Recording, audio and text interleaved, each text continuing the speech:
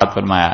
اور جب کہا سیدنا ابراہیم علیہ الصلوۃ والسلام نے کیا کہا، رب ارینی، اللہ مجھے دکھا دیجئے، کیفا کیسے، تحیی الموتا، اللہ آپ کیسے مردوں کو زندہ کریں. یہ وہ چیز ہے جو انہوں نے سوال کیا. اور اس پہ اشکال جو پیش آیا ہے بہت سے مفسرین کو جنہوں نے اتنی لمبی بحثیں اس پہ کی ہیں، وہ کہتے ہیں کہ جب ان کا ایمان تھا کہ اللہ تعالیٰ نے پیدا کرنا ہی ہے تو پھر یہ کیوں کہا کہ مجھے دکھا دیں؟ کیا یہ شک تھا؟ اسی لیے رسول اللہ صلی اللہ علیہ وسلم نے فرمایا کہ اگر شک کا معاملہ ہوتا تو ہم لوگوں کا زیادہ حق بنتا تھا ابراہیم علیہ الصلوۃ والسلام سے کہ ہم شک کرتے.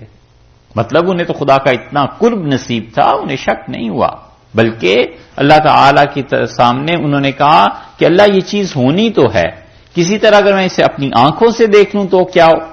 اور انبیاء علیہ الصلوۃ والسلام کی زندگیوں میں ایسی چیزیں آتی رہی ہیں کہ خدا تعالی زمین و آسمان کے نشانات انہیں دکھاتے رہے.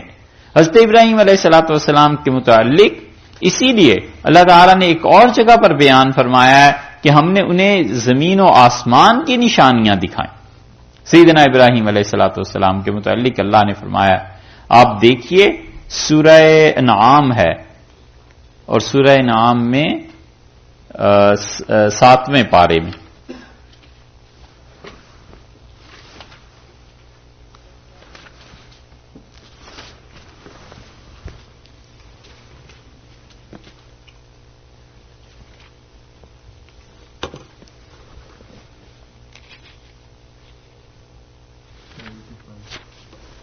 جی آیت نمبر دیکھیے آپ 74، 7واں پارہ سورہ انعام اور آیت 74.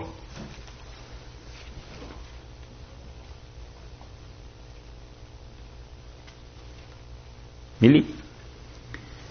اللہ تعالیٰ نے فرمایا وَإِذْ قَالَ إِبْرَاهِيمُ لِأَبِيهِ، جب حضرت ابراہیم علیہ الصلوۃ والسلام نے اپنے والد سے کہا، آزر کو، اتتخذوا اصناما آلہہ، آپ بتوں کو اپنا خدا بناتے ہیں، انی اراک وقومک، میں دیکھتا ہوں آپ کو اور آپ کی قوم کو، فی ضلال مبین، وہ بڑی کھلی ہوئی گمراہی میں جا رہے ہیں.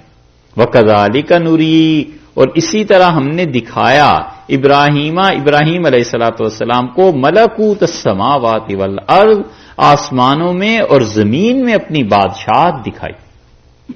یہ ہے وہ چیز، اور یہی چیز رسول اللہ صلی اللہ علیہ وسلم کو معراج میں پیش آئی. وَلِيَكُونَ مِنَ الْمُوقِنِينَ، تاکہ ان کا یقین اس میں مزید اضافہ ہو، مزید بڑھ جائے. رسول اللہ صلی اللہ علیہ وسلم کا بھی یہی تھا کہ معراج میں تشریف لے گئے ہیں، اللہ نے انہیں بہت چیزیں دکھائیں. اللہ تعالیٰ نے فرمایا ہے کہ مَا كَذَبَ الْفُؤَادُ مَا رَأَىٰ، اور ان کے دل نے دیکھنے میں کچھ بھی چھوٹ نہیں دیکھا، جو چیزیں دکھائی تھی خدا نے بالکل صحیح چیزیں انہوں نے دیکھی. تو حضرت ابراہیم علیہ الصلوۃ والسلام کا بھی یہی معاملہ ہے. وَإِذْ قَالَ إِبْرَاهِيمُ، حضرت ابراہیم علیہ السلام نے کہا، رب ارینی کیف تحیی الموتیٰ، اللہ مجھے یہ دکھا دیں کہ کیسے آپ مردوں کو زندہ کریں گے. یہ دیکھنا چاہتا ہوں تاکہ یقین کی کیفیت میں اور اضافہ ہو جائے. پتہ پہلے سے بھی ہے مگر اس کی مشاہدہ ہو جائے. قالا، اچھا اگر اتنی بات رہتی کہ حضرت ابراہیم علیہ السلام نے کہا اللہ مجھے دکھا دیں مردوں کو کیسے زندہ ہوتے ہیں ہوں گے، وہ دیکھنا چاہتا ہوں، تو پھر تو سوال پیدا ہو سکتا تھا کہ پتہ نہیں انہیں شک ہو گیا تھا کیا. اللہ نے خود ہی تصریح کر دی. اللہ نے فرمایا، قالا، فرمایا ہم نے، اولم تؤمن، کیا تمہیں ایمان نہیں ہے، شک ہے کوئی؟ یہی سوال پیدا ہو سکتا تھا نا. اللہ تعالیٰ نے خود ہی سوال کیا، اولم تؤمن، کیا تمہیں ایمان نہیں؟ قال بھلا، ان کا اللہ کیوں نہیں. سوال کیفیت کے بارے میں تھا. اور ایسے سوالات جو ہیں یہ اصول کی بات یاد رکھو، ایمان کی کمزوری کی وجہ سے پیدا نہیں ہوا کرتے. یہ ضروری نہیں ہے کہ ایمان کمزور ہے اس لیے پیدا ہوتے ہیں، یا ایمان نہیں ہے اس لیے پیدا ہوتے ہیں. یہ بہت بڑا مسئلہ ہے. لوگوں کو کبھی کبھی ایمانیات کی جو بنیاد ہے اس پہ شکوک آنے لگتے ہیں کہ اللہ ہے بھی نہیں ہے. قبر کا عذاب ہوگا بھی کہ نہیں ہوگا، پتہ نہیں اسلام سچ بھی ہے یا نہیں ہے. یہ سارے شکوک اور شبہات جو دماغ میں کبھی کبھی آتے ہیں نا، اس کی بنیاد یہ نہیں ہو سکتی ہمیشہ کہ کسی انسان کا ایمان نہیں، بلکہ شیطان اپنے کام کرتا ہے. وہ ایسی چیزیں ذہن میں ڈالتا ہے، لوگوں کو گویا سکھاتا ہے. اسی لیے رسول اللہ صلی اللہ علیہ وسلم کا جو معاملہ تھا، صحابہ کرام رضی اللہ عنہم میں سے کوئی صاحب حاضر ہوئے اور نے کہا اللہ کے رسول اتنے غلط خیالات مجھے آتے ہیں، جی چاہتا ہے میں جل کے کوئلہ ہو جاؤں مگر یہ چیزیں میں نہ سوچوں. تو رسول اللہ صلی اللہ علیہ وسلم نے فرمایا الحمدللہ الذی رد امرہ الی الوسوسہ، شکر ہے اللہ کا، تمام تعریفیں اس ذات کے لیے جس نے ان خیالات کو تیرے دماغ تک محدود کر دیا ہے. تم اس پہ عمل تو نہیں کر رہے، اظہار تو نہیں کر رہے، ہو جاتا. اور کئی مرتبہ ایسے ہوتا ہے کہ اسلام کے متعلق شکوک شبہات یہ چیزیں عقیدے کے بارے میں پیدا ہوتی ہیں اور انسان کو طلب ہوتی ہے کہ وہ اس کو حل کر دے، اس کا کوئی جواب مل جائے، تو اہل علم سے رجوع کر لینا چاہیے. لیکن یہ سوچنا کہ میرا ایمان کمزور ہے اس وجہ سے نہیں، ہمیشہ ایسے نہیں ہوتا. بعض اوقات ہوتا ہے یقیناً، لیکن بے اعتقادی اور ایمان کی کمی کی وجہ سے نہیں پیدا ہوتے کئی مرتبہ، بلکہ وہ اللہ نے جو انسان کی فطرت رکھی ہے جستجو کی، سمجھنے کی، ان چیزوں کی، وہ ہوتا. آپ تفسیر کو پڑھیں، حدیث کو پڑھیں، تو یہ جو پرانے حضرات تھے نا جن لوگوں کے پاس حقیقتاً علم تھا، وہ ایسے ایسے اشکالات خود لکھتے ہیں کہ کوئی اور پڑھ لے تو کہے پتہ نہیں یہ گمراہ تھے کون تھے. وہ کہتے ہیں یہ آیت ہے، اس آیت سے تو یہ ثابت ہوتا ہے کہ یوں ہو گیا، پھر وہ کہتے ہیں نہیں یہ شبہ ہے، اس کا جواب یہ رسول اللہ صلی اللہ علیہ وسلم نے یہ کہہ دیا، اس سے تو پتہ چلتا ہے ایسے ہو گیا. ایک حدیث پہ محدثین بحث کرتے ہیں، کہتے ہیں کہ اس سے پتہ چلتا ہے کہ رسول اللہ صلی اللہ علیہ وسلم نے غیبت کی اور وہ تو کبیرہ گناہ تھا، اور انبیاء علیہ السلام وہ گناہ کیا نہیں کرتے، اب یہ کیا؟ پھر وہ کہتے ہیں کہ نہیں غیبت یہ ہے اور رسول اللہ صلی اللہ علیہ وسلم کا یہ طرز عمل ایسا ہے، یہ وہ چیز نہیں ہوئی. تو بہت سی چیزیں، اور مصیبت یہ ہو گئی ہے کہ یہ پیاس بڑھتی جا رہی ہے اور سیرابی کا سامان نہیں، آدمی نہیں ملتے جن سے جا کے پوچھے کہ صاحب یہ اشکال پیش آ رہا ہے دین کے بارے میں، آپ بتائیے اس کا حل کیا ہے، یہ اعتراض یہ چیز پیدا ہوتی ہے، اس کا حل کیا ہے. اور جتنا جتنا میڈیا یہ چیزیں بڑھتی جا رہی ہیں اتنا ہی لوگوں کو اشکالات پیش آتے ہیں. کوئی حرج نہیں ہے لیکن پوچھنا چاہیے. صحابہ کرام رضی اللہ عنہ کا بھی یہ تھا کہ رسول اللہ صلی اللہ علیہ وسلم سے آ کے پوچھتے تھے. انہوں نے کہا اللہ کے رسول یہ بتائیے یہ زمین اور آسمان کے پیدا کرنے سے پہلے اللہ تعالیٰ کہاں تھا؟ مستقل کتاب اس کے جواب میں بزرگوں نے لکھی ہے، بعض حضرات نے ایک کتاب پوری کہ رسول اللہ صلی اللہ علیہ وسلم تمہارا پروردگار عرش کے سائے میں تھا. اب یہ بحث شروع ہو گئی کہ عرش کا سایہ کیسے ہو گیا، سایہ تو بنتا ہے سورج سے، تو سورج کہاں تھا، پھر عرش کہاں تھا، اتنی لمبی بحث. ایک جگہ آیا ہے کہ اگر رسی پھینکی جائے تو وہ بھی اللہ کے عرش پہ جا کر گر جائے. اب یہ اتنی مشکل احادیث اس لیے آپ کو بتا رہے ہیں کہ ہمارے زمانے میں مرض ہے. مرض کا مطلب یہ کہ یہ چیزیں پیدا ہوتی ہیں انسان کے ذہن میں، نہیں گھبرانا چاہیے اور نہ ہی پوچھنے میں شرمانی چاہیے. آتے ہیں ذہن میں سوالات تو آدمی کیا ذہن کے اس پروسیس کو روک دے؟ ہاں، اللہ کی صفات، ذات اور بہت سی چیزیں ایسی جو ہماری عقل سے بالا ہیں، جب پتہ چل جائے کہ میری عقل کی دسترس ان چیزوں تک نہیں ہے پھر چپ ہو جانا چاہیے.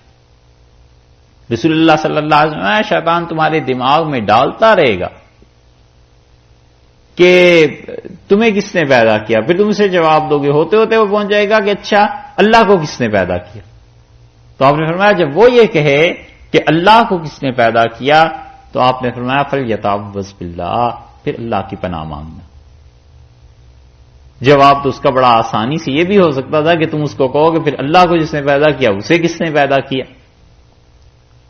تو پھر یہ پیدائش در پیدائش کا سلسلہ چلاتے رہو، ساری زندگی بیٹھے رہو، پھر سوچتے رہو. لیکن رسول اللہ صلی اللہ علیہ وسلم نے جواب کا نہیں فرمایا جب اس حد تک نوبت آ جائے نا اب اللہ سے پناہ مانگو، یہ بھی تو حل ہے، حل ہی چاہیے نا مسائل، تو اس لیے یہ چیزیں پیش آتی ہیں۔ اور یہ جو اگلی نسلیں سوچ رہی ہیں نا، یہ جو ان کا پروسیس ہوگا، یہ جو بچے چھوٹے جب بڑے ہوں گے اور یہ اس میڈیا میں دیکھیں گے اور اعتراضات اور اسلام کے متعلق باتیں، ان کی سیرابی کا سامان کیا ہوگا؟ اگر نہیں ہوگا تو وہ تو پھر شاید اسلام پہ جم جائیں، ان سے اگلی نسلیں بالکل ہی نکل جائیں گی۔ اس لیے لوگ چاہیے جو لوگوں کی سیرابی کا سامان دے سکے، جو سوالات کے یا تو جوابات دیں اور یا ایسے لوگوں جو اگر نہیں آتا تو اعتراف کریں کہ بھائی دیکھ کے بتا دیں گے، پوچھ کے بتائیں گے آپ کو اس کا جواب۔ مسئلہ یہ بھی بڑا ٹیڑھا ہے کہ جو مذہبی رہنما بن جاتے ہیں نا، اگر کوئی بات نہ آتی ہو تو یہ نہیں کہتے نہیں آتی، وہ کچھ نہ کچھ ادھر ادھر سے اسے پورا کرنے کی کوشش کرتے ہیں۔ بھی صاف کہہ دو کہ بھائی یہ بات نہیں آتی، پوچھیں گے پڑھیں گے پھر آپ کو بتا دیں گے، آسانی سے جان چھٹ جاتی ہے۔ جب دین کی ترجمانی غلط کرتے ہیں تو ایک غلط بات پھر اس پہ 10 باتیں اور کرنا پڑتی۔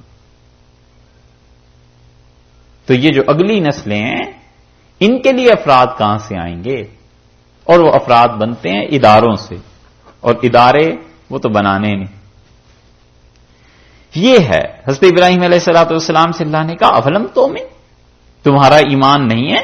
قال بلا، انہوں نے کہا اللہ کیوں نہیں، پروردگار ایمان تو ہے اس چیز پہ، ولیکن اور لیکن لیطمئن قلبی، اللہ اپنے دل کا اطمینان چاہتا ہوں، اس کا مطلب ہے مزید ترقی چاہتا ہوں۔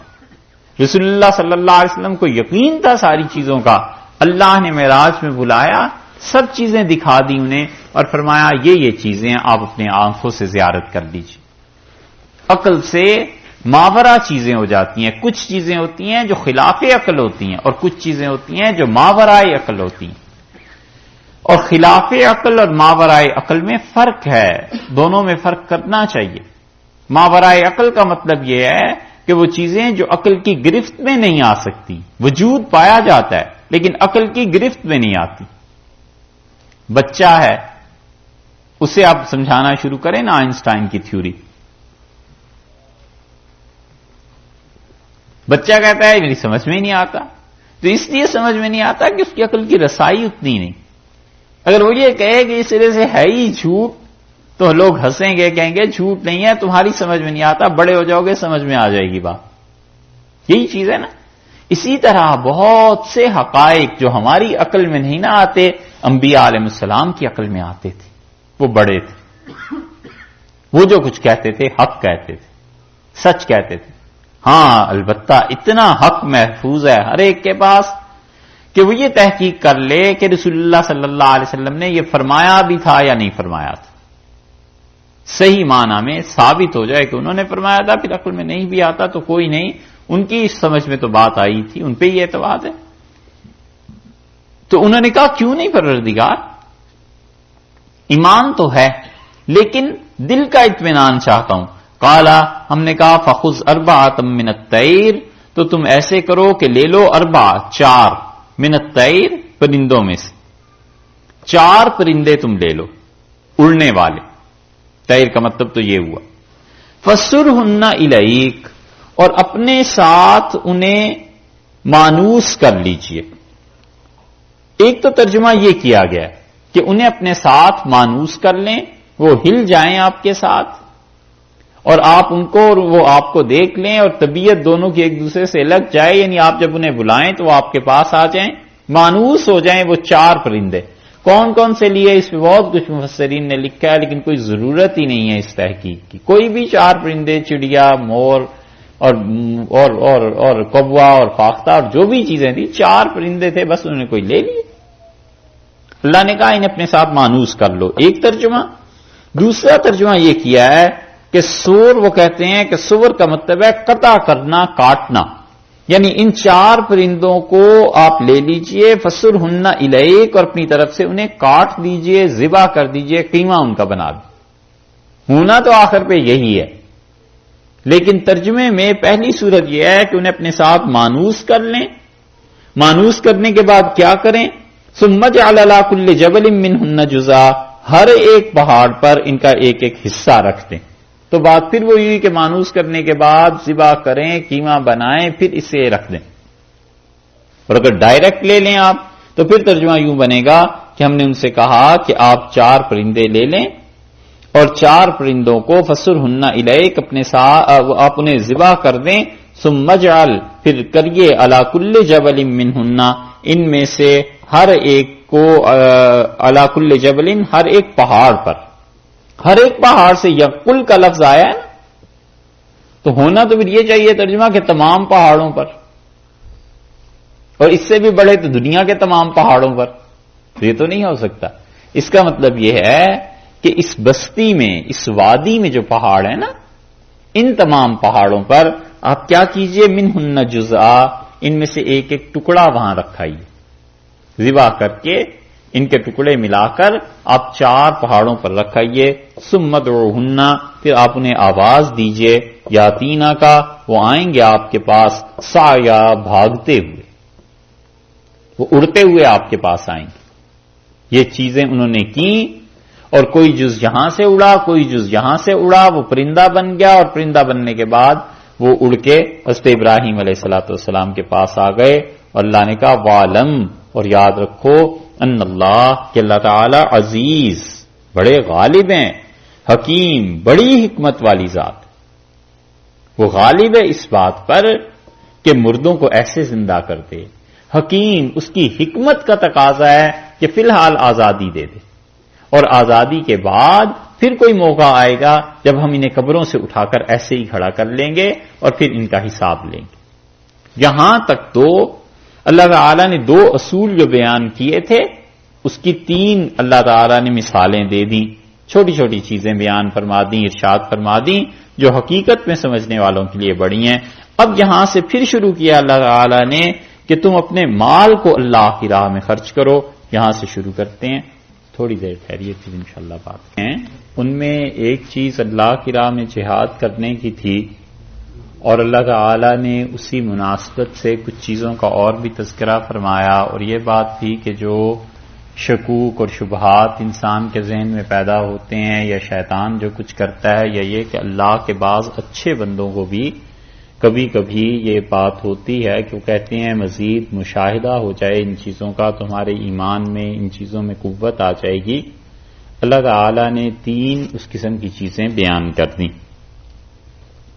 اب اس کے بعد یہاں سے لے کر آگے سورہ بقرہ کے تقریباً آخر تک اللہ تعالی نے ایک ہی چیز بیان کی ہے، اور وہ ہیں وہ احکامات جن کا تعلق بیع اور شرع سے اور خرید و فروخت اور اس قسم کی چیزوں سے ہے، اور یہ بھی کہ اللہ کی راہ میں کیا کیا چیز خرچ کرنی چاہیے، اور کس طرح خدا کی راہ میں خرچ کرنے سے انسان کا تزکیہ ہوتا ہے، انسان پاک ہوتا ہے. یہاں سے اس بات کو شروع کیا ہے اور فرمایا کہ مثل الذین، مثال ان لوگوں کی، ينفقون جو خرچ کرتے ہیں، اموالہم اپنے اموال کو، فی سبیل اللہ، اللہ کی راہ میں.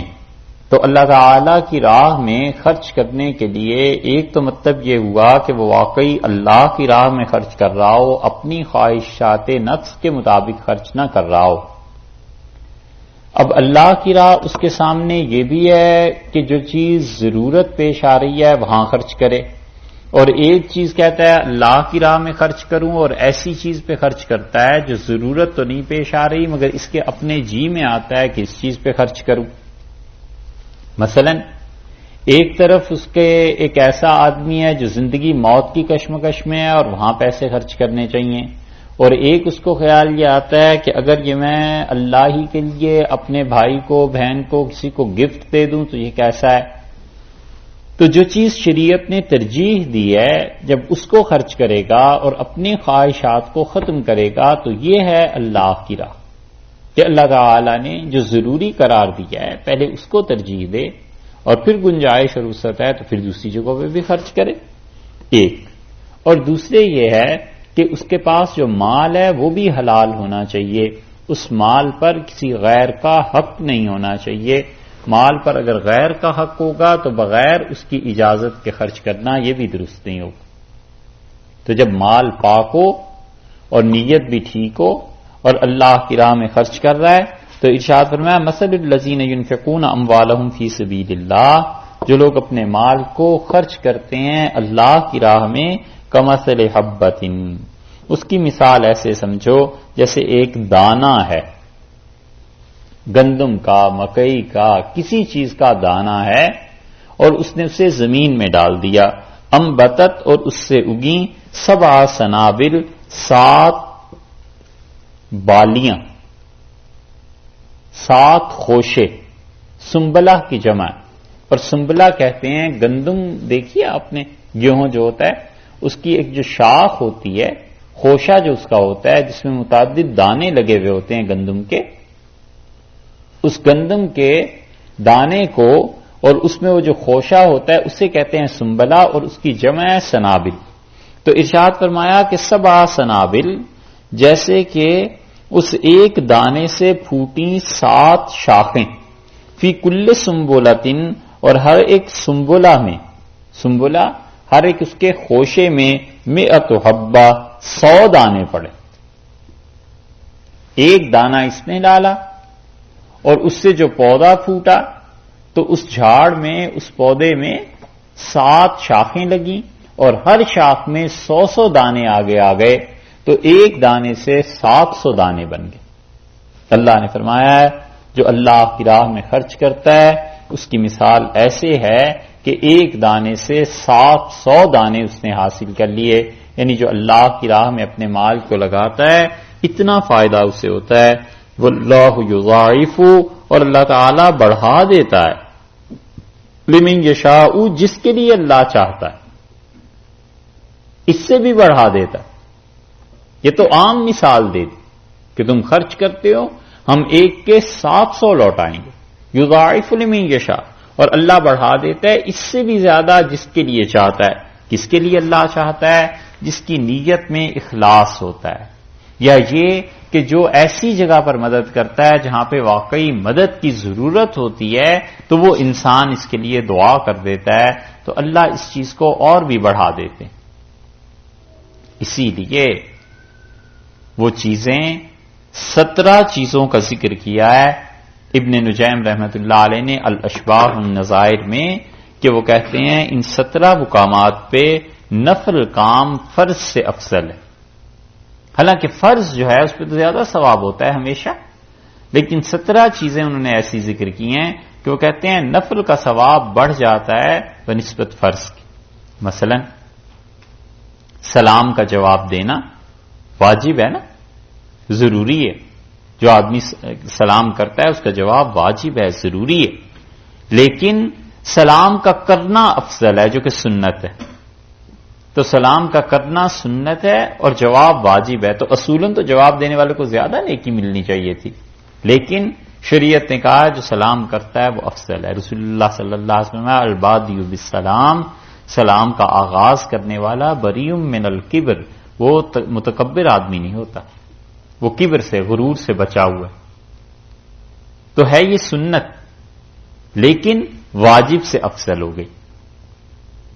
ان 17 چیزوں میں سے ایک اور چیز انہوں نے یہ گنوائی ہے کہ ہدیہ، گفٹ کسی کو کرنا ہے تو یہ سنت ہے، مستحب ہے، بہتر چیز ہے، لیکن وہ کہتے ہیں کہ یہ چیز فرض صدقے سے کبھی کبھی افضل ہو جاتی، کیونکہ فرض جو صدقہ آدمی دیتا ہے، مثلا صدقہ فطر ہے، زکوٰۃ ہے، تو اپنے مال کو پاک کرنے کے لیے دیتا ہے، اور گفٹ جو دیتا ہے تو کسی انسان کا دل اس کی طرف سے پاک ہو جاتا ہے، تو مومن کے مال سے مومن کا دل زیادہ قیمتی. تو کہتے ہیں کہ صدقہ، نیکی، مالی طور پہ کسی کی اعانت کرنا جو واجب نہیں ہے وہ واجب سے بھی افضل قرار پاتی ہے اس وقت جب کوئی آدمی دوسرے کے دل کو صاف کرنے کے لیے دے، کہ کوئی رنجش، کوئی ناراضگی یا نہ بھی ناراضگی ہو تو بھی کسی کی خوشی کے لیے، کہ مومن کا خوش ہونا اور بھائیوں کے تعلقات اچھے رہنا یہ بھی عبادت ہے. اس لیے فرمایا کہ یضاعف لمن یشاء، جس کے لیے ہم چاہتے ہیں 700 سے بھی زیادہ کر دیتے ہیں، موقع کی مناسبت سے، جگہ کی مناسبت سے، تعلق کی مناسبت سے۔ واللہ واسع علیم، اور لوگوں اللہ بڑی وسعت والا ہے، بڑی گنجائش ہے اس کے ہاں، علیم اور علم والا ہے، اسے معلوم ہے کہ کیا چیز کرنی ہے، اس کا علم ہے کہ کون آدمی کس نیت سے خرچ کر رہا ہے اور اسے اس کے مطابق جزا دے گا۔ الذین ينفقون اموالهم، اور وہ لوگ جو خرچ کرتے ہیں اپنے اموال کو فی سبیل اللہ، اللہ کی راہ میں۔ اللہ کی راہ میں خرچ کرنے کے بعد کیا کرتے ہیں؟ دو چیزوں سے وہ بچاتے ہیں۔ ثم لا یتبعون، اور پھر وہ پیچھا نہیں کرتے، پیروی نہیں کرتے، ما انفقوا، جو کچھ انہوں نے خرچ کیا ہے، ایک تو منن، احسان نہیں جتلاتے، ایک ولا اذن، اور نہ ہی وہ کسی کو تکلیف دیتے ہیں۔ ان دو چیزوں سے بچاتے ہیں اپنے خرچ کیے ہوئے۔ ایک تو یہ ہے کہ خرچ کیا اور پھر احسان جتلا دیا کہ یاد نہیں ہے فلاں موقع پہ ہم نے آپ کے ساتھ کیا نیکی کی تھی۔ اذن تکلیف دیتے ہیں کہ خرچ کر دیا کہ اس پہ خرچ کرو، کل کو یہ کام آ جائے گا، اور پیسے اس پہ خرچ کرتے رہے، اور پھر اس کے بعد سال 6 مہینے کے بعد اس کو کہا کہ فلاں کام کرنا ہے۔ اب وہ بیچارہ احسان میں تو پہلے ہی دبا ہوا ہے نا، اللہ تو جانتا ہے کہ کس نیت سے اس پہ خرچ کیا تھا۔ اللہ نے کہا ہے کہ دیکھو نہ خرچ کرو، اور جو لوگ خرچ کرتے ہیں اپنے مال کو اور پھر اس میں احسان اور دوسروں کو تکلیف نہیں دیتے، لہم اجرہم عند ربہم، ان کا اجر ان کے پاس، اللہ کے پاس، ان کے پروردگار کے پاس محفوظ ہے، کیونکہ انہوں نے کسی پہ احسان نہیں کیا، جتلایا نہیں، اللہ کے لیے خرچ کیا۔ حدیث میں آیا ہے رسول اللہ صلی اللہ علیہ وسلم نے اس چیز سے شدت سے روکا ہے کہ کوئی آدمی خرچ کرے اور اس کے بعد اس پر احسان جتلائے۔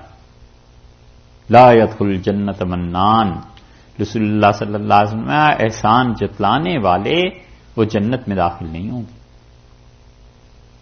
اور اسی وجہ سے یہ کہا گیا ہے کہ جو آدمی خرچ کرتا ہے بس اللہ کے لیے کرے، توقع ہی نہ رکھے اس بات کی کہ مجھے اس خرچ کرنے سے کوئی نیکی ملے اس انسان سے، بس اللہ سے رکھے کہ اللہ تعالیٰ اس کا اجر مجھے دے گا۔ تو نتیجہ اس کا یہ نکلتا ہے کہ جن پہ آج خرچ کیا ہے کل کو مخالف بھی ہو جاتے ہیں، تو بندہ سوچتا ہے تمہارے لیے تھوڑے ہی خرچ کیا تھا، میں نے تو اللہ کے لیے کیا تھا، میرا اللہ سے تعلق ہے، اس سے لینا ہے جو کچھ لینا ہے، تم سے تو کچھ غرض نہیں۔ اور کئی مرتبہ یہ بات آپ کو سننے میں ملے گی کہ لوگ کہتے ہیں صاحب آپ نے ان پہ اتنا خرچ کیا اور آج دیکھیے آپ کے مخالف ہو گئے، آج دیکھیے یہ کیا حرکتیں کر رہے ہیں۔ تو آدمی کو سوچنا چاہیے کہ مجھے اللہ کے لیے خرچ کرنا ہے اور اللہ ہی سے اس کا اجر لینا ہے، لوگوں سے اس کا کوئی اجر نہیں، کوئی بات نہیں، اللہ کے لیے خرچ کیا۔ اللہ تعالیٰ نے فرمایا ہے کہ ایک تو من احسان نہ جتلائے، دوسرے تکلیف نہ دے، ان لوگوں کا اجر ان کے پروردگار کے پاس ہے، کوئی خوف نہیں، کوئی پریشانی نہیں انہیں۔ قول معروف، بات کہنا نیکی کی، ومغفرۃ، اور معاف کر دینا، خیر اچھا ہے، من صدقۃ، اس صدقے سے، یتبعھا اذن، جس کے بعد تم لوگوں کو تکلیف دینے لگو۔ دیکھا اللہ نے کہا ہے کہ قول معروف، قاعدے کی بات کرنا نہیں ہے پاس، بتا دیا کہ اس وقت نہیں ہے۔ قول معروف، نیکی کی بات کرنا کہ بھائی پھر کبھی انشاءاللہ دے دیں گے۔ قول معروف، قاعدے نیکی کی بات کہ فلاں جگہ چلے جائیے، فلاں آپ کا مسئلہ حل کر دے گا۔ کوئی بھی ایسی بات کہ آدمی پیسے نہیں خرچ کر سکتا لیکن ڈھنگ سے بات کر لے، وہ مغفرتن، اور معاف کر دینا۔ کئی مرتبہ ہوتا ہے نا وہ اصرار کرنے لگتا ہے مانگنے والا، اللہ نے فرمایا اس کی بدتمیزی بھی کوئی ہو جاتی ہے، معاف کرنا خیر من صدقۃ، اس صدقے سے اچھا ہے، یتبعھا اذن، جس کو دے کر پھر کوئی تکلیف دینے لگے دوسرے کو۔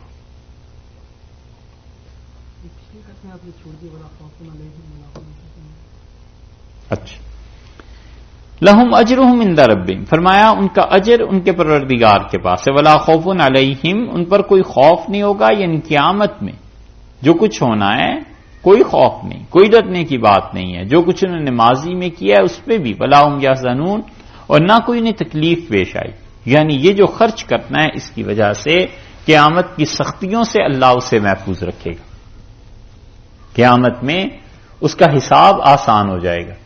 اسی لیے رسول اللہ صلی اللہ علیہ وسلم نے فرمایا کہ ایک عبادت گزار جو بخیل ہو اس سے کم عبادت کرنے والا وہ آدمی اچھا ہے جو سخی ہے، کیونکہ اس سے اللہ کی مخلوق کو راحت پہنچتی ہے، لوگوں کو فائدہ پہنچتا ہے. تو دیکھو قاعدے اور نیکی کے مطابق و مغفرتن، اور بھلی بات کہنا اس صدقے سے اچھا ہے جس کے پیچھے عذاب پوشیدہ ہو، جس کے پیچھے اذن، گندگی، خرابی، تانے دینا، تنگ کرنا، پیسے خرچ کرنا اور پھر اس پہ احسان دھرنا کہ فلاں وقت میں ایسے ہوا تھا. واللہ غنی، اور یہ جو تم کچھ خرچ کر رہے ہو اللہ بڑا بے نیاز ہے، اللہ کے لیے کچھ نہیں ہے ان چیزوں میں، اللہ تعالی نے کیا لینا ہے، وہ تو بے نیاز ذات ہے، حلیم اور بڑے حلم والی ذات ہے کہ تمہاری ان باتوں کے باوجود وہ گرفت نہیں کرتا، کسی کو پکڑتا نہیں ہے. یا ایھا الذین آمنوا، اے وہ لوگو جو ایمان لائے ہو، لا تبطلوا صدقاتکم، اپنی نیکیوں کو باطل ضائع نہ کرنا. یہاں پر دو ترجمے کیے گئے ہیں صدقات کے.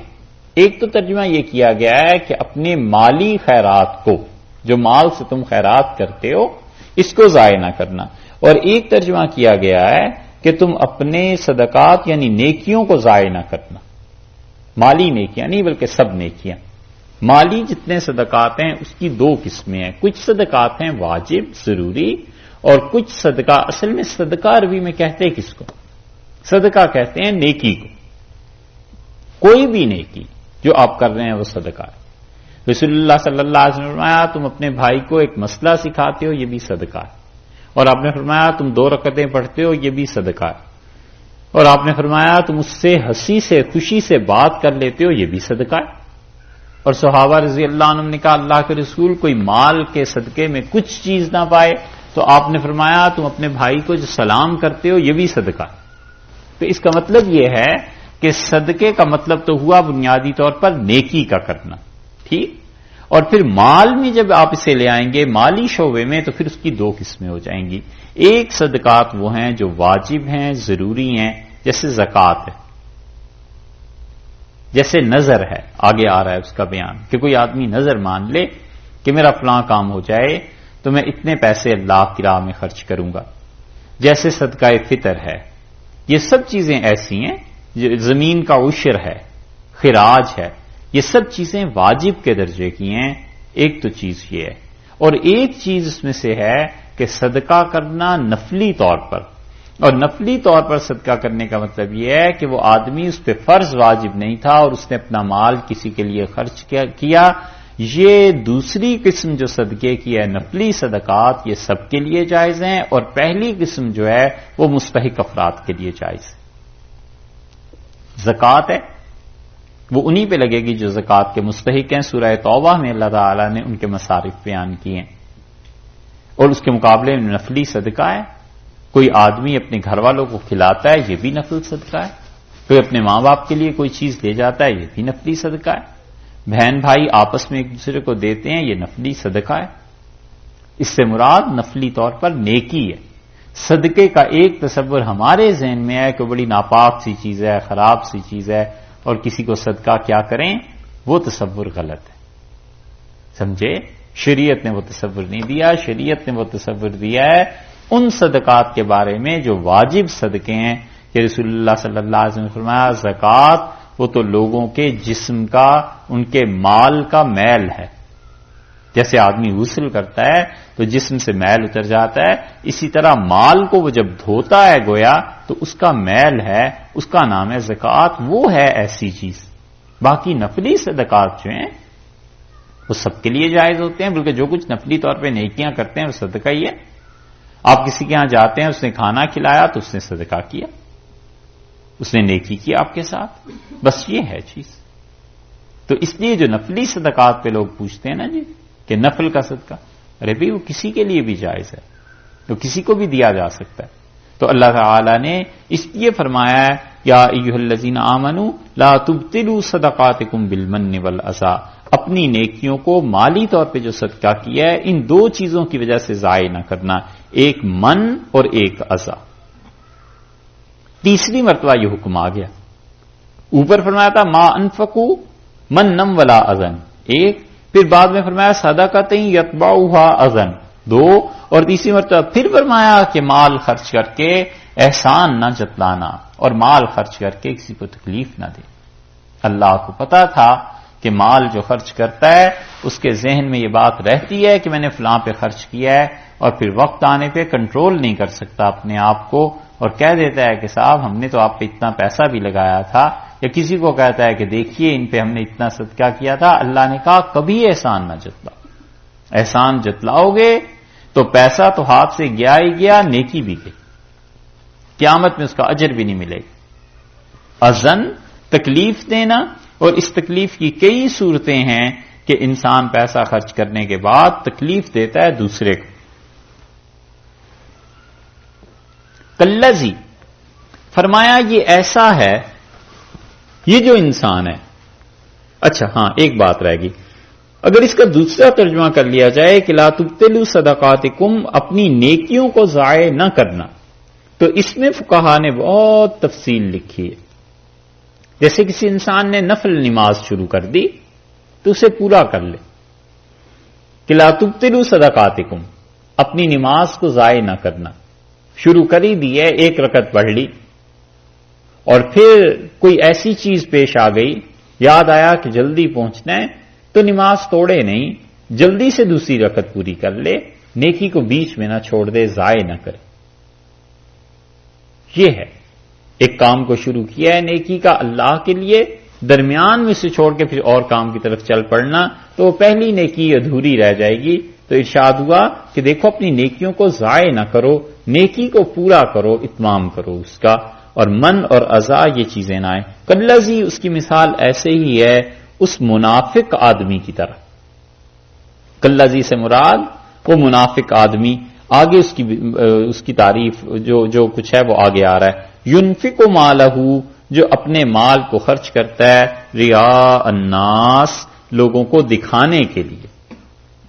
ریاکاری کے باب میں نص ہے قرآن پاک کی، یہ آیت ہے قطعی کہ یہ حرام ہے ریاکاری۔ کلذی ينفق مالہ رعاء الناس، اس آدمی کی مثال ایسے سمجھو جیسے کوئی آدمی خرچ کرے اپنے مال کو لوگوں کو دکھانے کے لیے۔ اسی لیے رسول اللہ صلی اللہ علیہ وسلم نے فرمایا کہ میں تمہیں بتاؤں جو باریک ترین شرک ہے، سب سے باریک ہے۔ ہم نے عرض کیا کہ آپ ارشاد فرمائیے، تو آپ نے فرمایا وہ ریاکاری۔ اور صحابہ کرام رضی اللہ عنہم کہتے تھے کہ ہم ریا کو بھی رسول اللہ صلی اللہ علیہ وسلم کے زمانے میں شرک ہی سمجھتے تھے، اسی لیے وہ لوگ نیکیاں کرتے تھے بہت چھپا کے کہ کہیں اس میں ریاکاری نہ آ جائے، کہیں اس میں یہ چیز نہ آ جائے۔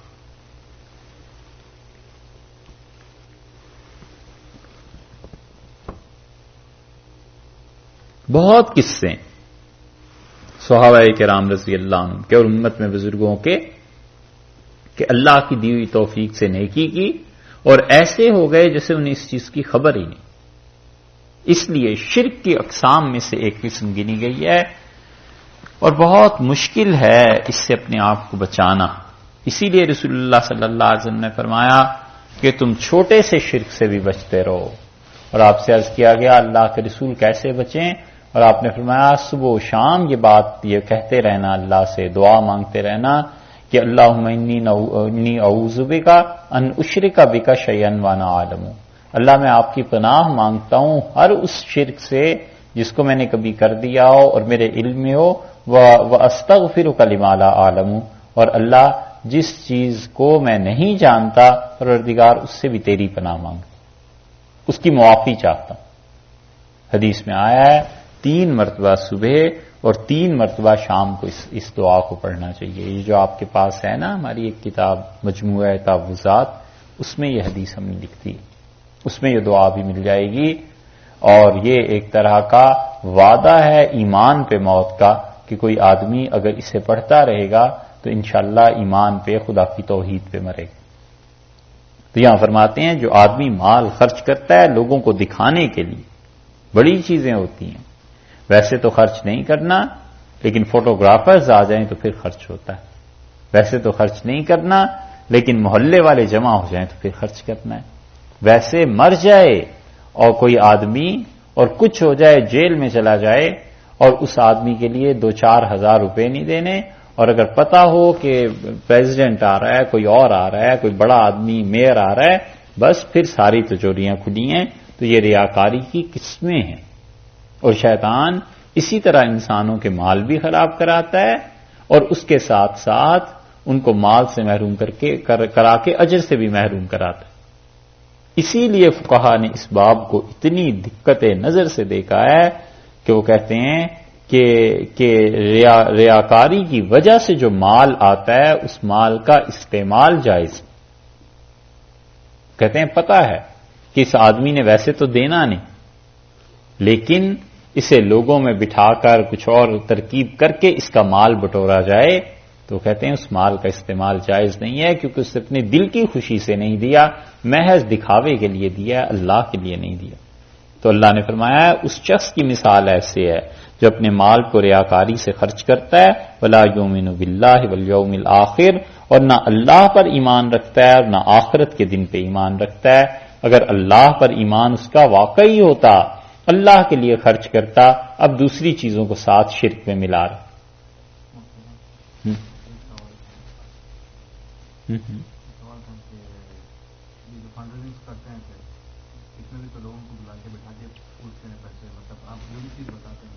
آگے آ رہی ہیں چیزیں، آگے آتی ہیں۔ اچھا، وَلَا يُؤْمِنُ بِاللَّهِ، وہ اللہ پر ایمان نہیں رکھتا، یعنی اگر اللہ پر ایمان رکھتا ہوتا تو صرف اللہ کے لیے خرچ کرتا، دکھاوے کے لیے خرچ نہ کرتا۔ اور دکھاوے کا معنی اور ریا کا معنی یہ کہ کوئی آدمی جب نیکی کرے تو اپنے دل میں یہ تہیہ کر لے کہ یہ بھی مجھ سے خوش ہو جائے، یہ بھی راضی ہو جائے، اور لوگوں کو پتا چل جائے، کسی آدمی کو پتا چل جائے۔ تو یہ جو ابتدا میں آغاز میں نیت میں خرابی ہے نا، یہ ہے ریاکاری، ایک چیز۔ دوسری چیز یہ ہے کہ وہ آدمی کہتا ہے میں اللہ کے راستے میں مال خرچ کروں، دوسروں کو پتا چلے تاکہ دوسروں کو ترغیب ہو مال خرچ کرنے کی کہ تم بھی کرو، بالکل ٹھیک، وہ آگے بیان آ رہا ہے۔ تیسری چیز کہ ایک آدمی نے خرچ کیا، نیت صحیح تھی، اسے پتا چلا کہ فلاں کو پتا چلا ہے، والد کو، والدہ کو، کسی اور کو، اور وہ اس بات سے خوش ہوئے، یہ جو خوشی محسوس ہوتی ہے کوئی حرج نہیں، یہ بھی ٹھیک۔ صحابہ کرام رضی اللہ عنہم نے رسول اللہ صلی اللہ علیہ وسلم سے عرض کیا کہ اللہ کے رسول، کبھی کبھی کوئی ہم نیکی کرتے ہیں اور جب اس کا پتہ چلتا ہے کہ لوگوں نے اس چیز کو پسند کیا ہے تو ہمیں بڑی خوشی ہوتی ہے، تو کہیں وہ چیز ریاکاری میں شامل تو نہیں ہو گئی؟ تو آپ نے فرمایا نہیں، تمہاری جس نیکی پہ لوگ تمہاری تعریف کریں، آپ نے فرمایا تلک عاجل البشرا، یہ تو اللہ کی طرف سے پہلی خوشخبری ہے تمہارے لیے کہ خدا نے قبول کر لیا اور اپنے بندوں کے دل میں یہ ڈالا کہ وہ تمہاری تعریف کرتے۔ تو یہ جو آغاز سے نیت کا خراب ہونا ہے نا، کہ اس چیز کو لوگ جانیں گے، سنیں گے تو بڑی تعریف ہوگی ہماری، بڑی اچھی چیزیں ہوں گی، یہ ہے ریاکاری، اس لیے منع کیا۔ آگے دیکھیے ساری چیزوں کو جب پڑھیں گے یہ کلیئر ہوتی جائیں گی۔ تو وہ کیا کرتا ہے؟ اللہ پر ایمان نہیں اس کا، اللہ پر ایمان ہوتا تو صرف اللہ کے لیے خرچ کرتا، والیوم الآخر، اور آخرت کے دن کے لیے وہ خرچ کرتا، آخرت کے دن پہ اس کا ایمان نہیں ہے تو پھر وہ چاہتا ہے دنیا میں اسے جلدی جلدی اس کا عوض مل جائے، مگر نہ آخرت کے عوض کے لیے چھوڑ دیتا، کہ وہ کہتا کہ اللہ آخرت میں اس کا اجر چاہیے، دنیا میں اس کا اجر چاہتا ہے کہ نام ہو جائے، شہرت ہو جائے۔ تو قیامت پہ اگر ایمان تھا تو پیسے خرچ کرنے کے بعد یہ کیوں چاہتا ہے کہ دنیا میں اس کے مال کی ان چیزوں کی شہرت ہو جائے؟ اسی لیے حضرت ابو ہریرہ رضی اللہ عنہ کی روایت میں آتا ہے، اور انہوں نے کہا میں نے ایک بار نہیں، 2 بار نہیں، 7 مرتبہ سے زیادہ رسول اللہ صلی اللہ علیہ وسلم سے سنا، اور آپ نے فرمایا کہ قیامت میں جب حساب شروع کیا جائے گا اس امت کا تو سب سے پہلے 3 آدمی بلائے جائیں گے، ایک وہ جو شہید ہو گیا تھا، اور اللہ اس سے پوچھیں گے تیری شہادت کیوں ہو گئی؟ تو کہے گا پروردگار تجھے راضی کرنے کے لیے، خوش کرنے کے لیے۔ اللہ تعالیٰ فرمائیں گے یہ غلط بات ہے، تو نے تو اس لیے شہادت اور جان دے دی کہ لوگوں میں شہرہ ہو اور نام ہو تیرا لوگوں میں کہ تو شہید ہو گیا ہے، تو ہم نے تیرا شہرہ کر دیا تھا، لوگوں نے تیرے مرنے کے پیچھے شہید کہا تجھے، تیرا نام بلند ہو۔ اور دوسرے سے پوچھیں گے تم مال کیوں خرچ کرتے رہے؟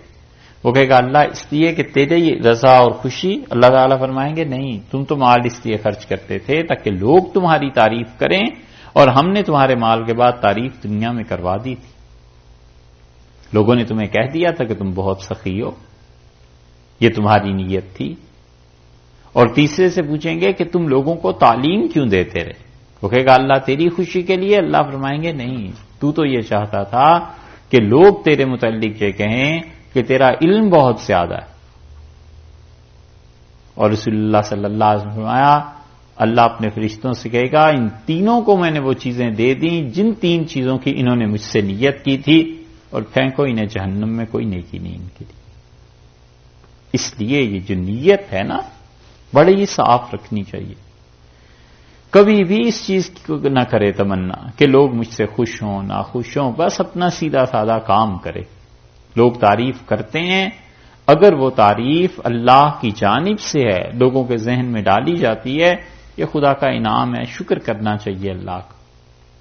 اور اگر وہ تعریف اپنی کوششوں سے حاصل کی ہوئی ہے نا، خود محنت کر کے، فون کر کے کہ میری تصویر بھی ذرا لگانا، ذرا ایسے ہو جائے ایسے ہو جائے، سب جانتے ہیں کہ اپنی تعریف خود کروانے کا اگر حیضہ ہو گیا ہے تو اسے یہ سوچ لینا چاہیے کہ مجھے ان حرکتوں سے کچھ ملنے والا نہیں، لوگ زیادہ سے زیادہ 2-4 دن کے لیے خوش ہو جائیں گے، پیسہ بھی گیا نیکی بھی گئی۔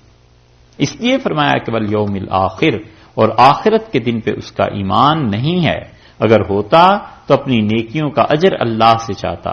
فمثلہ، اور اس کی مثال، کس کی؟ کالذی، یہ جو پیچھے گزرا ہے، وہ آدمی جو اپنا مال خرچ کر رہا ہے، اس کی مثال کمثل صفوان، اس کی مثال ایک پتھر جیسی ہے، صفوان چٹان جیسی، بڑا پتھر، علیہ تراب، اس پر مٹی پڑی۔ یہ تو پتھر تھا خود، اور مٹی اس پر پڑی۔ مٹی سے مراد یہ تھی کہ مٹی اگر زیادہ پڑتی تو اس سے فصلیں اگتی، فائدہ ہوتا۔ اس نے زیادہ مٹی ڈالنے ہی نہیں دی، تھوڑی سی مٹی ڈالی۔ یہ جو پیسہ جتنا بھی خرچ کیا یہ تھوڑی مٹی تھی۔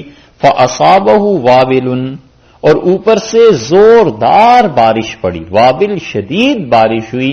یہ بارش تھی ریاکاری کی، وہ غلط نیت جو کی تھی نا، وہ نیت اس کی اس مٹی پہ، اس نیکی پہ برسی ہے۔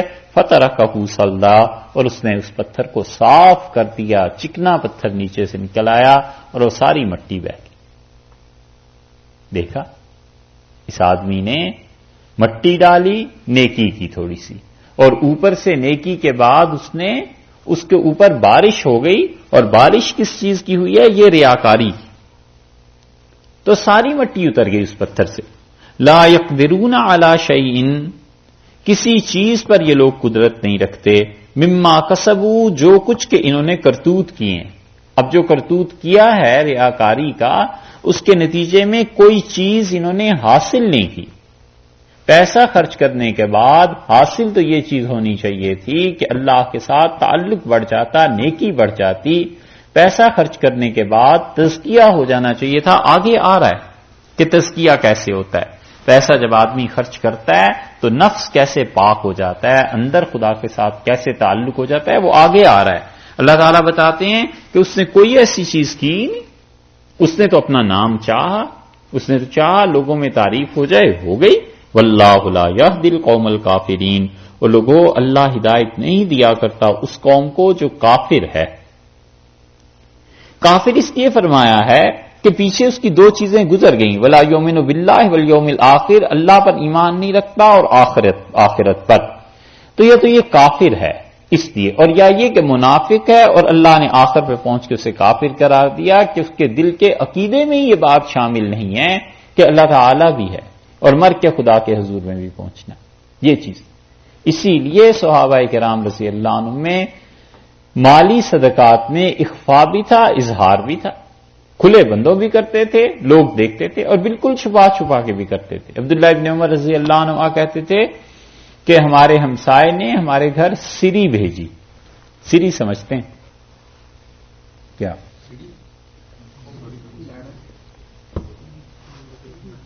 بکرے کی سری، سر سرا پایا، اچھا پائے تو نہیں، سرے کا ذکر ہے۔ وہ کہتے تھے ہمارے ہمسائے نے ہمارے گھر سرا بھیجا، ہاں، اور وہ کہتے تھے عبداللہ ابن عمر رضی اللہ عنہ کہ میں نے اپنے ہمسایوں کو دے دیا، اور فرماتے تھے 7 گھروں سے ہو کے صبح کے وقت ہمارے پاس واپس ہی پہنچ گئی، اور کسی کو کچھ پتا نہیں تھا کہ کہاں سے آئی ہے اور کس نے دی۔ نفلی صدقہ تھا، ایک دوسرے کے ساتھ نیکی کا ایسا جذبہ تھا، اور کسی کو کچھ پتا نہیں، فرمایا 7ویں گھر سے ہو کے بھی ہمارے ہی پاس آ گئی۔ یہ ان کا اللہ کے ساتھ تعلق کا حال تھا کہ خدا کے لیے خرچ کرتے تھے بہت زیادہ، اور اپنی ضروریات سے زیادہ، مگر اس طرح کہ نہ کسی کو تکلیف دیں اور نہ کسی انسان پر وہ احسان۔ امام ابو حنیفہ رحمۃ اللہ علیہ نے ایک دن آئے اپنے دوستوں میں، اپنے شاگردوں میں، تو وہ رو رہے تھے۔ ان کے شاگردوں نے کہا حضرت خیریت کیا ہو گیا، کیوں آنسو ہیں آپ کے؟ تو انہوں نے کہا دیکھو میں فلاں گلی میں جا رہا تھا اور میرے سامنے فلاں آدمی آیا اور اس نے مجھے دیکھا اور راستہ پلٹ لیا، تو مجھے بڑی شرمندگی ہوئی کہ اس نے مجھ سے قرض لیا تھا، اور آج جب سامنا ہوا تو اس نے منہ ادھر کو کر لیا۔ پھر میں اس کے پاس گیا اور میں نے کہا میری غلطی ہے، میرا فرض بنتا تھا میرے دوست کہ میں پہلے ہی تمہارے حالات کی خبر رکھتا اور یہ نوبت نہ آنے دیتا، لیکن اگر یہ نوبت آ ہی گئی اور قرضہ ہو ہی گیا تو تم مجھ سے کٹ جاؤ گے۔ فرماتے تھے اپنی اس گناہ پہ توبہ کرتا ہوں کہ میں نے اس کی پہلے خبر کیوں نہیں لی، کیوں میری وجہ سے ایک ایمان والے کو شرمندگی کا سامنا کرنا پڑا۔ یہ حال اللہ نے فرمایا ہے کہ ان کی مثال ایسے جیسے پتھر، نیکی جیسے مٹی، اور اوپر سے بارش پڑی، نیت کی خرابی کی، صاف ہو گیا پتھر اور کوئی چیز ان کے ہاتھ نہیں آئی، اس لیے کہ وہ ایمان ہی نہیں تھا۔ یہ دلیل ہے اس بات کی کہ مومن انسان اللہ سے ثواب کی نیت رکھتا ہے اور رکھنی بھی چاہیے کسی کام کو کرنے میں، کہ اللہ اس عمل پہ مجھے ثواب دے۔ اور یہی چیز حدیث میں آئی ہے کہ من قام رمضان، رسول اللہ صلی اللہ علیہ وسلم جس نے رمضان اس حال میں گزارا کہ ایماناً اس کا ایمان بھی تھا، وہ احتساباً اور ثواب کی طلب تھی اللہ سے، اللہ سے چاہتا تھا کہ خدا تعالی مجھے ثواب دے۔ آپ نے فرمایا اس کے پچھلے گناہ معاف ہو گئے رمضان میں۔ تو اس لیے اس سے بھی یہی پتا چلتا ہے کہ اللہ سے نیکی کے عمل پہ ثواب کی امید رکھنی بھی چاہیے، اللہ سے مانگنا بھی چاہیے۔ اور اس میں رد ہے ان لوگوں کا جو کہتے ہیں جی ہمیں ثواب عذاب سے غرض نہیں ہے اور ہمیں تو بس اس سے ہے کہ اللہ خوش رہے اور راضی رہے۔ بھئی اللہ کی خوشی کے لیے ثواب بھی ایک چیز ہے، اگر واقعی آپ اس مقام تک پہنچ بھی گئے ہیں کہ آپ کو ثواب و عذاب سے کچھ غرض نہیں ہے تو لوگوں میں تو مت کہیے، لوگوں کو اس درجے میں رہنے دیجئے کہ وہ اللہ سے ثواب کی نیت رکھیں، نیکی کا کام کریں، ترغیب اس سے ملتی ہے۔ وَمَثَلُ الَّذِينَ، اور مثال ان لوگوں کی، پہلے مثال دے دی ان کی اللہ تعالیٰ نے جو لوگ اپنے مال کو ریاکاری سے خرچ کرتے ہیں، یہاں مثال دی ان کی الَّذِينَ يُنْفِقُونَ أَمْوَالَهُمُ ابْتِغَاءَ مَرْضَاتِ اللَّهِ، اور ان لوگوں کی مثال جو خرچ کرتے ہیں اپنے مالوں کو ابتغاء مرضات اللہ، اور اللہ کی خوشی چاہتے ہیں، اس سے ثواب چاہتے ہیں، اللہ کی خوشی چاہتے ہیں۔ ایک وَتَثْبِيتًا مِّنْ أَنفُسِهِمْ، اور اپنے نفس میں پختگی چاہتے ہیں، یہ ہے تزکیہ۔ تثبیتا من انفسہم، اپنے دلوں کو جمانا چاہتے ہیں اللہ کی راہ میں، اسلام پہ۔ تو خرچ کرنے کا ایک مقصد تو یہ ہوا کہ انہوں نے اللہ سے ثواب کی نیت کی، اور دوسرا مقصد یہ ہوا کہ اپنے نفس کا تزکیہ، اپنے آپ کو پاک کرنا، تثبیتا من انفسہم، اپنے آپ کو جمانا اللہ کے لیے، یہ دونوں چیزیں۔ اور اس کو اللہ تعالی نے ایک اور جگہ بھی ذکر کیا ہے، سورہ توبہ میں 10ویں پارے میں آپ دیکھیے، وہاں ایک آیت بھی ایسے آئی ہے۔ 10واں پارہ سورہ توبہ.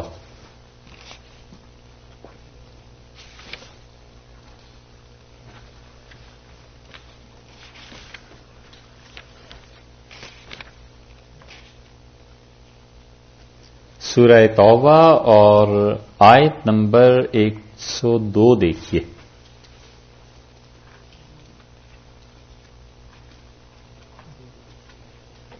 101 دیکھ لیجئے تاکہ پوری بات سمجھ میں آئے. 11ویں پارے میں 11واں پارہ سورہ توبہ آیت نمبر 101. وَمِمَّنْ حَوْلَكُمْ مِنَ الْأَعْرَابِ مُنَافِقُونَ، اور اے صحابہ رضی اللہ عنہ تمہارے گرد و پیش میں جو یہ دیہاتی رہتے ہیں نا، منافقون، ان میں بہت سے منافق بھی ہیں. وَمِنْ أَهْلِ الْمَدِينَةِ، اور اہل مدینہ میں کچھ لوگ ایسے ہیں مدینہ منورہ میں رہنے والے، مردوا علی النفاق، جو اس نفاق میں مبتلا ہیں.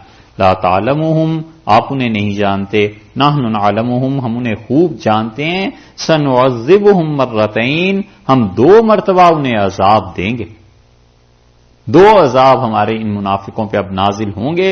ثم يردون الى عذاب عظیم، اور اس کے بعد یہ خدا کے بڑے عذاب یعنی قیامت کی طرف لوٹائے جائیں گے. وآخرون اعترفوا، اور کچھ ہمارے بندے ایسے ہیں جنہوں نے مان لیا، اعتراف کیا، اقرار کیا بذنوبہم، اپنے گناہوں کا. خلطوا عملا صالحا، اور انہوں نے زندگیوں میں اچھے اعمال بھی کیے. وآخر سیئا، اور اس کے ساتھ ساتھ ان سے گناہ بھی ہو گئے. تو جس شخص کی زندگی میں نیکیاں بھی ہوں گی اور گناہ بھی ہوں گے، عسى اللہ ان یتوب علیہم، تو اللہ اس کی توبہ کو قبول کر لے گا، اللہ اس سے معاف کر دے گا. ان اللہ غفور الرحیم، اور بلا شبہ اللہ تو مغفرت فرمانے والے ہیں، رحم کرنے والے. ایسے لوگ جنہوں نے نیکیاں بھی کی، غلطیاں بھی ہو گئیں، آپ کے پاس آتے ہیں. خذ من اموالہم صدقۃ، اور آپ ان کے مال سے صدقے کو لے لیجئے، آپ قبول کیجئے. کیوں؟ تو طاہرہم، اس سے وہ صاف ہو جائیں گے. وتزکیہم بہا، اور اس کے ذریعے ان کا نفس پاک ہو جائے گا، ان کا تزکیہ ہو جائے گا. تو اس سے معلوم ہوا مال کا خرچ کرنا، اس سے بھی انسان کا تزکیہ ہوتا ہے. وصلی علیہم، اور آپ ان کے لیے دعا مانگا کیجئے. ان صلاتک سکن لہم، اور آپ کی دعائیں ان لوگوں کو بڑا سکون دیتی ہیں. واللہ سمیع علیم، اور اللہ سننے والا اور جاننے والا ہے. الم یعلموا، کیا میرے بندے یہ نہیں جانتے، کیا لوگوں کو یہ پتا نہیں ہے؟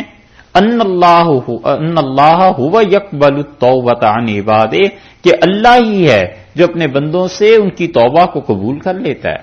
وَيَأْخُذُ الصَّدَقَاتِ، اور اللہ ہی ہے جو ان سے ان کے مال کو بھی قبول کر لیتا ہے. وَأَنَّ اللَّهُ هُوَ التَّوَّابُ الرَّحِيمُ، اور اللہ توبہ کو قبول کرنے والا ہے، رحم فرمانے والا ہے. دیکھا آپ نے، اس آیت سے پتا چلا نا کہ ارشاد فرمایا ان سے مال لے لیا کیجیے. اس سے کیا ہوگا؟ تو طاہرہم، یہ پاک ہو جائیں گے. وتزکیہم بہا، اور اس مال کے خرچ کرنے سے ان کا تزکیہ ہو جائے گا. یہی چیز یہاں فرمائی ہے کہ وتثبیتا من انفسہم، اور اپنے دل میں، اپنے نفس میں پختگی پیدا کرنے کے لیے یہ اپنے مال کو خرچ کرتے ہیں.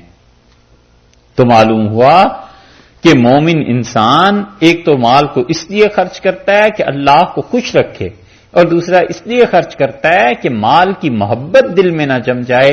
تھوڑا تھوڑا مال اللہ کی راہ میں خرچ کرتا رہے گا تو طبیعت میں مال کی محبت کا غلبہ نہیں آئے گا. اللہ نے فرمایا جو اس طرح خرچ کرتے ہیں، اب ان کی مثال دیکھو. کمثل جنت، جیسے کہ ایک باغ ہے، بے ربوۃ، اوپر کی جگہ پہ. ربوہ کہتے ہیں ٹیلے کو، جو ٹیلا بنا ہوا ہے، تھوڑی سی اوپر جگہ ہے، اس پہ ایک باغ ہے. اصابہ وابل، اور اس پہ اصابہ، اس پر پڑی کیا چیز؟ وابل، زوردار بارش. یہ وابل کا لفظ پیچھے بھی گزرا ہے. تو وہاں کیا تھا؟ چٹان تھی، اور یہاں کیا ہے؟ ٹیلا ہے مٹی کا. تو منافق یا کافر انسان وہ پتھر کی طرح تھا، اور اس انسان کا دل جو اللہ کی راہ میں خرچ کر رہا ہے زرخیز مٹی ہے. بارش چاہیے تھی نا، وہاں بارش پڑی، اور جو پہلے سے مال تھا وہ سب برباد ہو گیا، ضائع ہو گیا، اس پہ ثواب بھی نہیں ملا، کچھ بھی نہیں ملا. اور یہاں کیا ہوا؟ اصابہ وابل، اس پر جب بارش پڑی ہے، فاتت اکلہا، اس نے اپنی فصل کو کیا ضعفین، دگنا کر دیا۔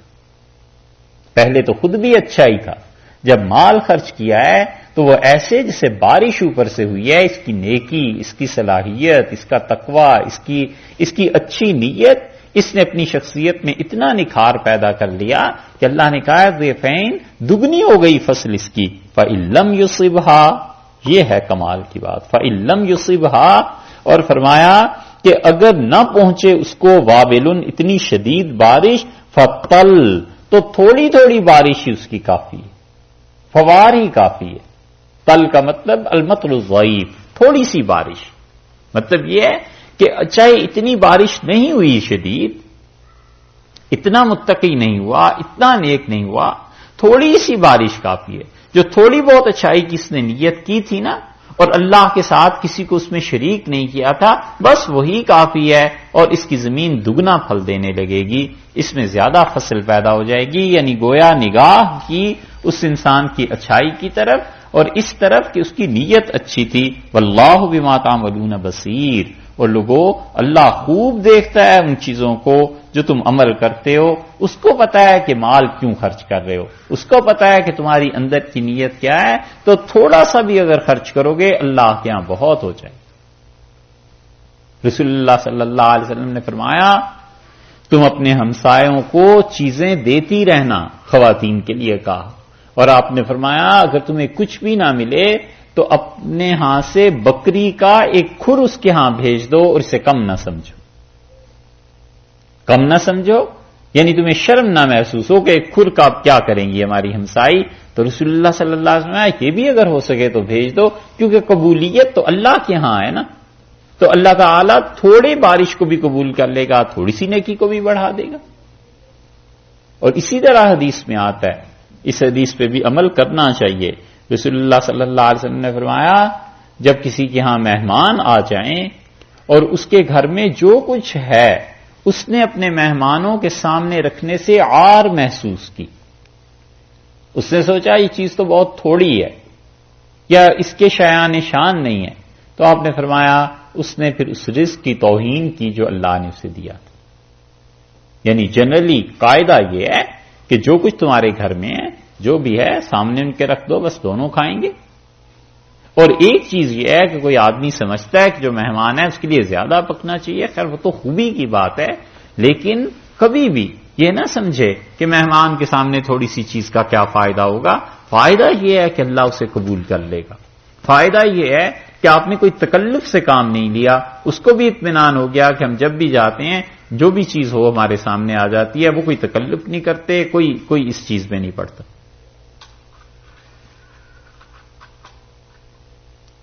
تو اس لیے فرمایا ہے کہ ہم اس کی مثال دیں جو ہمارے راہ میں خرچ کرتے ہیں، تو ان کی مثال تو ایسے ہے۔ اَيَوَدُّ أَحَدُكُمْ، کیا تم میں سے کوئی چاہتا ہے، یہ ہے اب ریاکاری کی ایک اور بات۔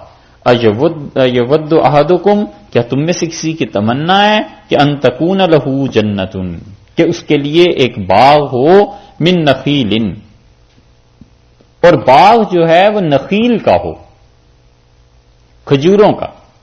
ریاکاری کی دوسری مثال آ گئی، ایک تو اوپر دے دی تھی، اللہ تعالیٰ فرماتے ہیں کہ کسی کا باغ ہو نخیل کا، اور اس میں وہ بھی مثال آ جائے گی جو اوپر 3 مرتبہ ذکر کیا ہے نا کہ احسان نہ جتلانا اور تکلیف نہ دینا، اس کی بھی بات آ رہی ہے کہ دیکھو تم میں سے کسی کا باغ ہو، اور باغ بھی کتنا خوبصورت ہے، کھجور کے درخت لگے ہوئے ہیں، وہ آنابن، اور انگور کے خوشے لٹک رہے ہیں، تجری من تحتها الانہار، اور اس کے ساتھ ساتھ دریا بہ رہے ہیں، پانی کی بھی کوئی کمی نہیں ہے، پھل کی بھی کوئی کمی نہیں ہے، لہو، اس انسان کے لیے، فیہا، اس باغ میں، من کل الثمرات، ہر قسم کے پھل اور بھی موجود ہیں۔ اس سے معلوم ہوتا ہے کہ جو باغ والا ہے اس میں بڑی شان ہے بے نیازی کی، بہت کچھ خدا نے اسے دے رکھا ہے۔ یہ لہو کا جو لفظ ہے نا، یہ اس کی خصوصیت کو ظاہر کرتا ہے کہ لہو فیہا من کل الثمرات، ہر قسم کے ثمرات، پھل موجود ہیں، درخت لگے ہوئے ہیں، کھجوریں ہیں، باغ ہے، انگور ہیں، پانی کے دریا بہ رہے ہیں، وَأَصَابَهُ الْكِبَرُ، اور وہ بوڑھا ہو گیا ہے۔ زندگی بھر محنت کرتا رہا ہے، اتنا اچھا باغ لگ گیا اور بڑھاپا آ گیا ہے، وَلَهُ ذُرِّيَّةٌ اور اس کی اولاد ہے ضعفاء، کمزور بچے ہیں، چھوٹے چھوٹے بچے ہیں۔ ایسا باغ ساری زندگی محنت کر کے لگایا اور بڑھاپا آ گیا اور اولاد چھوٹی چھوٹی ہے اس کی، اور اتنا عمدہ باغ ہے، فَأَصَابَهَا عِصَارٌ اور اس پہ ایک دن بگولا آ گیا، اور اس بگولے میں فیہ نارٌ آگ تھی، فاحترقت اور اس کا سارا باغ جل کے راکھ ہو گیا۔ کذالک یبین اللہ، لوگوں اللہ اس طرح مثالوں کے ذریعے واضح کرتا ہے لکم الآیات، تمہارے لیے اپنی نشانیاں، لعلکم تتفکرون تاکہ تم فکر کرو، غور کرو۔ سمجھے کہ ساری زندگی محنت کر کے باغ لگایا اور اتنا اچھا باغ لگا لیا، اور اچانک ایک دن کیا ہوا، یعنی نیکیاں اتنی کر لیں، پورا باغ ٹھیک بن گیا، اب اس نے ریاکاری کی نیت کی، اب اس نے گڑبڑ کرنی شروع کر دی، تو ان نیکیوں پہ یا لوگوں کو تکلیف دینی شروع کی، لوگوں پر احسان جتلانے شروع کیے، عمر گزر گئی تھی، اولاد چھوٹی تھی، تو یہ جو لوگوں کو ستانا، تکلیف دینا اور ریاکاری، یہ تینوں چیزیں مل کے اس کے باغ میں جیسے آگ آ کے لگ گئی۔ بگولا سمجھتے ہیں نا؟ نہیں سمجھتے ہیں؟ گول جی جو ہوا چلتی ہے،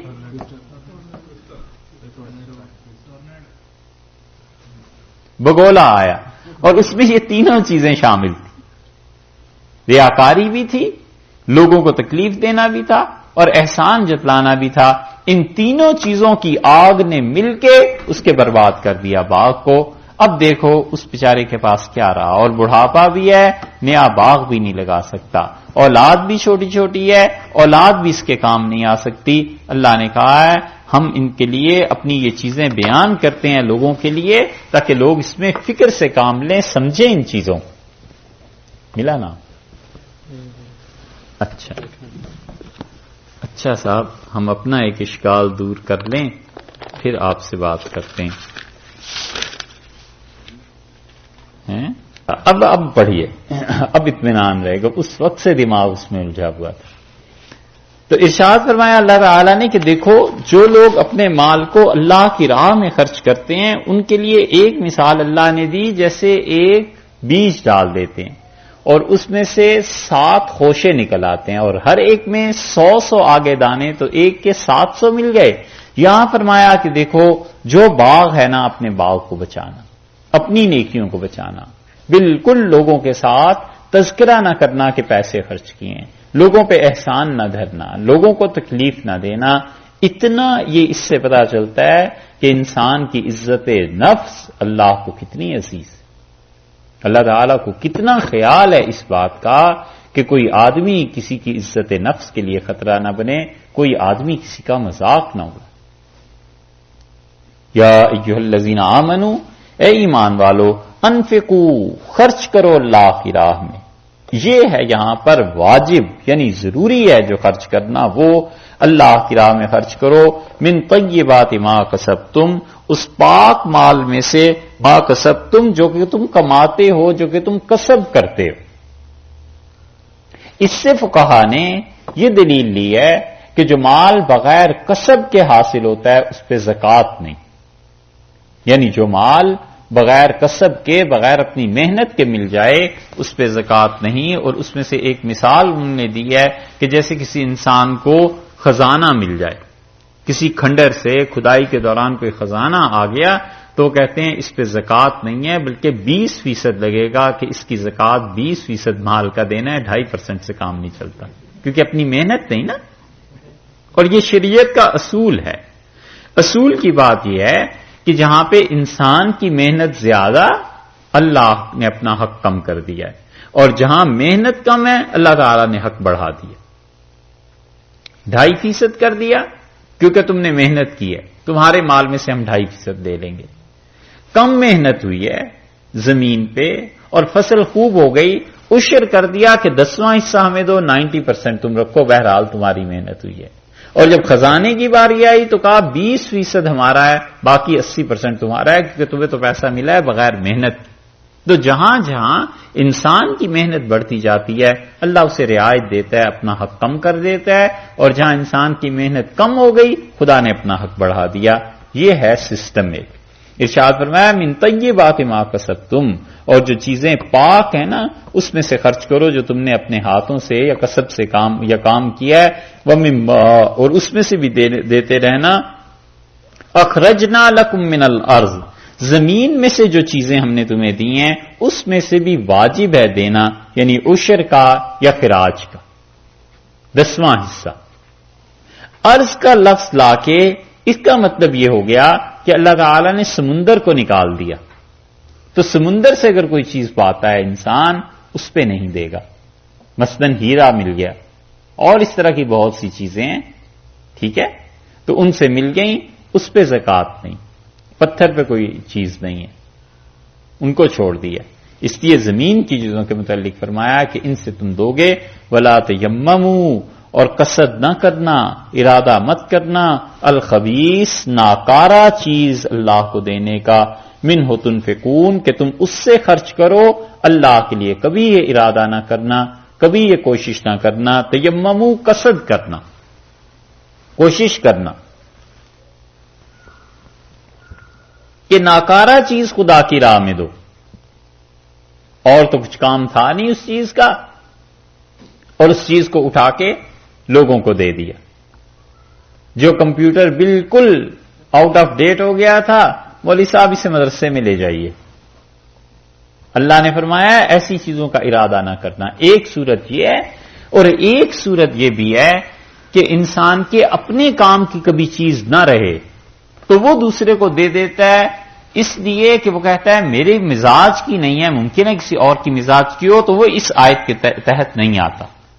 مثلا کھانا ہے، فرض کیجئے گھر گئے اور کھانے میں کوئی چیز زیادہ ہو گئی، کھٹا نہیں پڑا ہوا تھا، تو اب وہ تو اپنے حلق سے اترتا نہیں، تو کہتا ہے اچھا یہ ہمارے ہمسائے جو ہیں انہیں دے دو، کیونکہ انہیں کھٹا کھانے کی عادت نہیں ہے نا، انہیں بھیج دو. یہ ٹھیک ہے اس لیے کہ وہ ٹیسٹ کی بات ہے، یہ نہیں ہے کہ کوئی چیز بیکار ہو گئی ہے، بلکہ میرے مزاج کے مطابق نہیں رہی. کپڑا آ گیا، کسی نے دے دیا، اب وہ خاتون نے کھانا ہے، وہ کہتی ہیں یہ تو کلر اچھا نہیں ہے، اور وہ اس کو کسی اور کو دے دیتی ہیں کہ ٹھیک ہے میں تو نہیں اس کلر کو پہنتی، مگر ممکن ہے اور لوگوں کو پسند ہو، ان کے لیے وہ اس میں داخل نہیں. جی ہاں، یعنی چیز اپنے طور پہ ہے بہتر لیکن میرے مزاج میں نہیں مل رہی. ایک بات وہ اس آیت میں داخل نہیں، اور ایک یہ کہ چیز ہی سرے سے ناکارہ ہے، ہمارا کیا کسی کا بھی مزاج نہیں مل سکتا. اللہ نے فرمایا ولا تیمموا الخبیث منہ تنفقون، اور ہرگز یہ بات اس کا ارادہ نہ کرنا اللہ کی راہ میں خرچ کرنے کا اس ناکارہ چیز کو جسے تم خرچ کرتے ہو. اور دیکھو وہ ایسی ہے کہ ولستم بآخذی، تم اس چیز کو قبول کرنے والے ہرگز نہیں ہو. یعنی کوئی تمہیں اگر وہ چیز دے ہدیے میں تو بھی تم قبول نہ کرو، وہی چیز مارکیٹ میں آئے تو خریدنے میں تم اسے نہ خریدو. یہ دونوں صورتوں میں تم اسے رد کر دیتے ہو، نہ اپنے لیے اسے خریدنے کو اچھا سمجھتے ہو، نہ تمہیں ہدیے میں دے تو تم قبول کرتے ہو اور اٹھا کے میری راہ میں دے رہے ہو. ایسی ناکارہ چیز کو نہ دینا. الا ہاں ان تغمضوا فیہ، بس تم اسی صورت میں اسے لے سکتے ہو جب آنکھیں بند کر لو. اتنی ناکارہ چیز جسے تم آنکھیں بند کر کے ہی بس لے سکتے ہو، وہی چیز تم ہماری راہ میں دو، یہ نہ کرنا. چشم پوشی کر کے کہ آدمی اب خریدتا بھی نہیں ہے، یہ تو خریدنے سے بھی گئی گزری چیز ہو گئی. کوئی لے آیا، کسی نے کوئی چیز دے دی تو آدمی کہتا ہے بس چلو رکھ لو، اب آ گئی ہے کیا کریں، ورنہ یہ چیز اس قابل نہیں. اللہ نے فرمایا جس چیز کے متعلق تمہارا اپنا حال یہ ہے کہ تم سوائے اس کے کہ درگزر کر کے رکھ لو، بس ایسے ہی ہے، اس کو ہماری راہ میں دیتے ہو، یہ نہ کرنا. وَاعْلَمُوا، یاد رکھو، ان اللہ غنی، اللہ بہت ہی بے نیاز. ایسی چیزوں کی اسے کوئی ضرورت ہی نہیں، اسے ویسے بھی ضرورت نہیں ہے. غنی، بے نیاز ہے. جو کچھ خرچ کرتے ہو یہ اپنے ہی لیے خرچ کرتے ہو. حمید، اور اللہ کی تعریف کی گئی ہے، وہ تو تم تعریف کرو نہ کرو اس کی تعریف ہے. کیسے زبردست لفظ لایا ہے اللہ تعالیٰ. کہتا ہے غنی، ہم بے نیاز ہیں، خرچ کرو نہ کرو، ہم تو خود خرچ کرتے ہیں بھئی. حمید، اللہ کی تعریف کی گئی ہے، یعنی کوئی تعریف کرے نہ کرے وہ خود تعریف کیا گیا ہے.